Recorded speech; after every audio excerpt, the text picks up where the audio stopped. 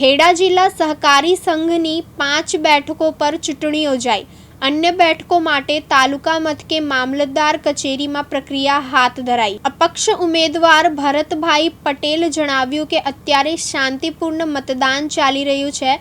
આ એક એવી સંસ્થા છે વિદ્યાર્થીઓને ભણવા માટેની તાલીમ આપવામાં આવે છે। 40% થી 60% મતદાન થયું છે। મારા મતદારો ભવ્ય મતથી મને જીતાડશે। બીજી તરફ પ્રવીણસિંહે પોતાના પક્ષ રજૂ કરતા જણાવ્યું, મને આશા છે કે હું ભવ્ય મતથી જીતીશ અને સહકારી સંઘમાંના લોકો માટે હંમેશા હું સહકાર આપતો રહીશ।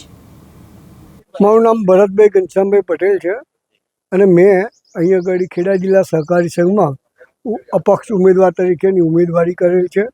આજરોજ મતદાન ચાલી રહ્યું છે। 40% જેવું મતદાન થઈ ગયું છે અને મને આશા છે કે હું ભવ્ય વોટથી વિજયી થઈશ।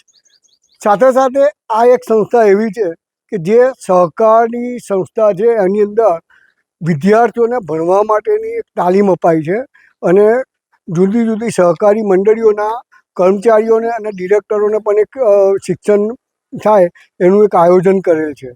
આ સંસ્થાની અંદર ક્યારેય રાજકારણ નથી, પણ કેટલાક બની બેઠેલા રાજકારણીઓ અત્યારે અહીંયા આગળ રાજકારણ રમી રહ્યા છે।